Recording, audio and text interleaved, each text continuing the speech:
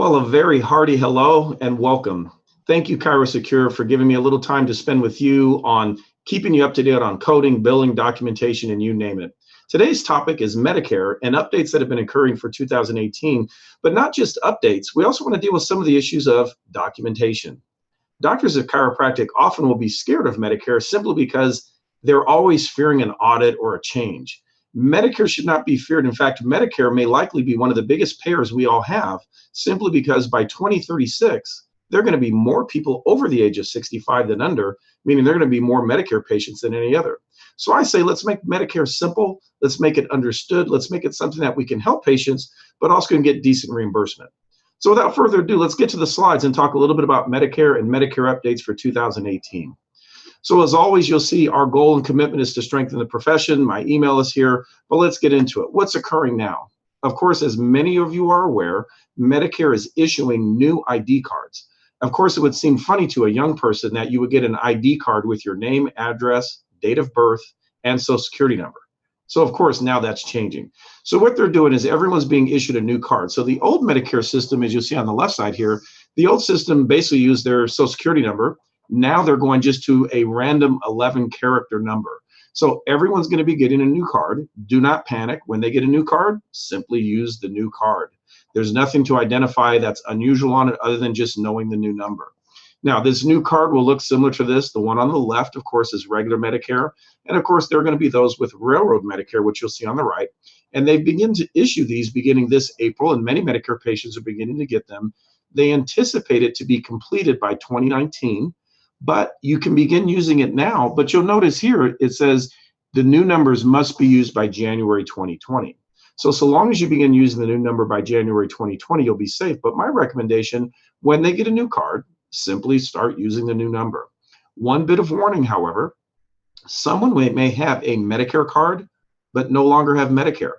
Medicare still issues a card, but if the Medicare patient gets a Medicare Part C or a Medicare buyout plan, they will have a different membership card. And often, if you do not look for all their cards, you're going to think they have Medicare and then get a denial that'll say CO 109 and it says another payer. And that simply means they do not have Medicare anymore. They traded to this Medicare Part C or Advantage plan. So something to be conscientious of when they get the new Medicare cards, realize that they still may have other Medicare benefits through another payer.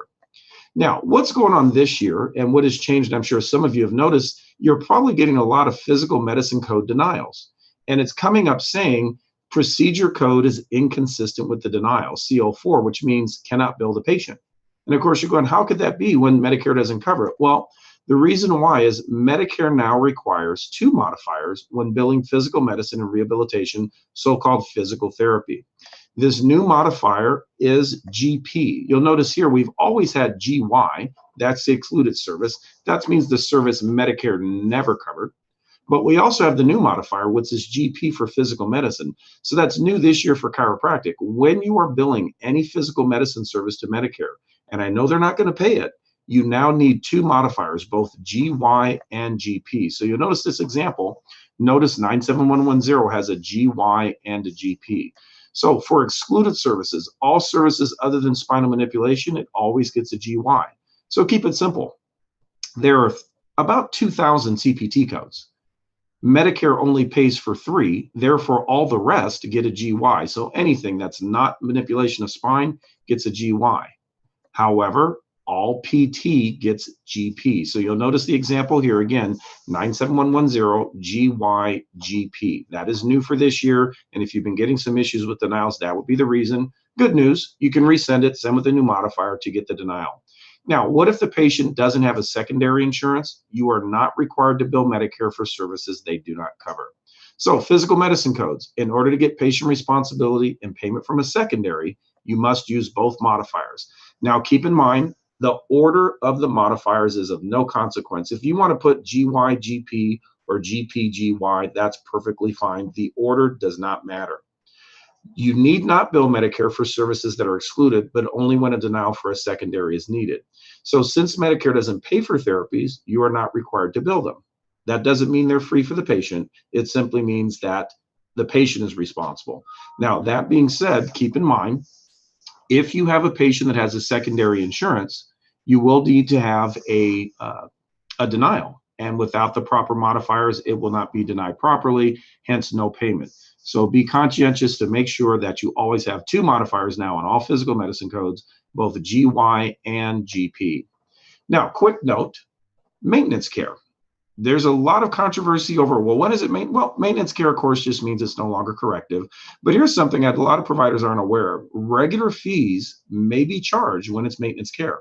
So I'll point you to the Medicare Claims Processing Manual, specifically section 50.7.3, and it says, a beneficiary who has been given a properly written and delivered ABN, Advanced Beneficiary Notice, and agrees to pay may be held liable. And then note, the charge may be the supplier provider's usual and customary fee for that item or service and is not limited to the Medicare fee schedule. So in other words, the Medicare fee schedule only applies when Medicare is making payment. If you prefer, you may indeed charge your patient your regular fee for manipulation when it is maintenance. Now, that's up to you. You're not required to. You may simply say, you know what, my Medicare patient's on a fixed income. I want to continue to charge them just the Medicare rate. That's perfectly fine. However, you do have the ability, should you choose, to charge your regular rate. Now, something going on with Medicare that it just seems to always be a problem. Medicare, of course, requires a primary diagnosis of subluxation. The A diagnosis on the claim form must be the M99 series. Now, most states only accept the M9901 to 05, which is the codes that say segmental dysfunction. Notice they don't accept M9900 for occipital cervical. So bottom line is some regions may accept M9900, but others may be 01 to 05. Please know your regions, know your area. Different states have different carriers. For instance, California uses Noridian, but then there's Novitas, National Government Services on the East Coast. Noridian allows you to use M9910 to 15, which are the codes that indicate subluxation. Now, frankly, my dad was an old school chiropractor, and if he could use a code that says subluxation, he probably would. But I'll have you know, either code is acceptable, and one is not necessarily better. Bottom line is there must be a subluxation. However, subluxation by itself is not enough, and this is where we run into a problem. There are a few states, Georgia comes to mind as being one of them, that they don't require a secondary neuromusculoskeletal diagnosis on the claim form. But remember, there must be a secondary neuromusculoskeletal diagnosis in the chart notes to necessitate reimbursement. So let's get into subluxation here a little bit, because this is an area that when I deal with offices being audited, and with ChiroSecure, we've had a fair number that have, the one big reason that comes up that the offices get a problem with Medicare is they don't do subluxation properly. The primary diagnosis must be subluxation, including the level of subluxation, either so stated or identified by terms of descriptive of subluxation. Now, here's what, I won't read this whole thing, but just simply put, you have to have, and you'll see it here, the precise level of subluxation. And here's the problem for many doctors. Doctors will simply indicate cervical subluxation or lumbar subluxation. And for Medicare, that is not acceptable. To properly document subluxation in the chart notes, you literally have to identify the specific vertebra. So on the right side here, you'll notice subluxation of C4, 6, and 7 would be proper because it's identifying specific vertebra. Also note the one that says subluxation lumbosacral. The reason that is allowed is because it would be specific to L5S1, just as sacroiliac joint would be for the SI joint. So do make sure when documenting, please don't write cervical subluxation or lumbar without identifying the vertebra. Now, of course, I'm sure everyone's aware of the physical exam of subluxation using the part, but I do want to give a little bit of detail about it to make sure it's done right, because this is, again, an area where we have had problems. So you notice the examples here, PART, and then notice it says 2 of the 4 criteria required, and you must have A or R. So simply put, P is pain or tenderness, but notice it says location, quality, intensity. Asymmetry is a misalignment. Then, of course, range of motion, tissue tone. Now, that may seem complicated, but here's what I would suggest. In your notes, in your documentation for exam, indicate what vertebra have pain. So notice the example I now have. There's 2 plus pain tenderness at L3, 4. That would be more than adequate to indicate the P portion of subluxation. Then I'll have here the A portion. Notice the A portion, I have L3 and L4 is rotated left. That could be through palpatory, through visual, but it's just showing there's some level of misalignment. Now you notice I included that in red just to make sure to know that's one of the required elements. You have to have A or R as one of your elements for it. You don't have to have all four. Then notice for the R, I have hypomobility. So simply some type of abnormal motion at the same levels would allow it to show as subluxation. And you could also do tissue tone or muscle spasm at L3 and 4. Medicare is not that complicated. They simply want documentation that demonstrates subluxation at a particular level, and you can use the part system with A or R being one of the required elements, and it can be something that simple. Now, that being said, acceptable terms for subluxation, if you use the term off-centered, misaligned, malposition, abnormal spacing, notice the breadth of terms Medicare will allow. In fact, Medicare says in the bottom bullet here, other terms may be used if they are understood clearly to refer to bone or joint space or position or motion. So just be careful of not having something. Indicating subluxation complex for me would not be enough. I'd want to know what you mean by subluxation complex. Does it have a tender level? Does it have some type of abnormal motion? That way there's going to be no question about your subluxation. That is the one area I've seen most consistently doctors have problems with because they did not identify the specific vertebra. Now, for medical necessity, for Medicare, this is one of the issues that also come up. Obviously, we have to show the patient's getting better and so forth. But the one thing we have to make sure is for medical necessity, the statement of pain alone is not sufficient. You need a chief complaint with pain location described, but it cannot just be there's pain in the neck. You've got to give something a little bit more descriptive. And then whether the particular vertebra is producing pain, just so a therapeutic relationship. For instance, states that are covered under Meridian, which are going to be pretty much the West Coast, Alaska, and Hawaii, those states and many others will allow you to code things like myositis of the hand, so long as you relate it to a cervical or related subluxation of the spine. And so realize Medicare is recognizing other areas that can be outside the spine that can be affected by the subluxation, but make sure it's not going to be simple as just saying there's some pain. Now, the other area we have problems are the Medicare SOAP, and I want to make it simple. SOAP, subjective, objective, assessment, and plan. Well, what is that? Well, subjective, keep it simple. It's a review of the chief complaint and changes since the last visit. However, I will have you focus on functional changes, not pain level alone. In other words, when a patient says their pain is better, don't write pain feels better or slightly better today. Give me something what that means. Because it's better, I can sit for a longer period. I was able to sleep through the night. Give me something functional. Medicare much prefers a functional change, and that will more easily demonstrate an objective change for improvement. The objective is simply an exam of the area of the spine involved in the diagnosis and an assessment of the change in the patient's condition since last visit. In other words, the thing you do, it could be the part, P-A-R-T. It could be muscle spasm. It could be tenderness. It could be range of motion. The key is have some objective measures on a day-to-day basis that you can measure to compare over time to show the patient is improving. One thing to keep in mind, and this is something Medicare states very unequivocally, objective measures consist of standardized patient assessment instruments. Outcome measurement tools are measurable assessments of functional outcome. Use of objective measures at the beginning of treatment, during and or after treatment is recommended to quantify progress and support justifications for continued treatment. Therefore, treatment effectiveness must be assessed during every subsequent visit. Focus on objectives, which means if you were to do a pain scale, great, tell me what it does functionally. I would not recommend doing obviously an Oswestry every visit, but probably about every 2 weeks where you can clearly show the patient is improving.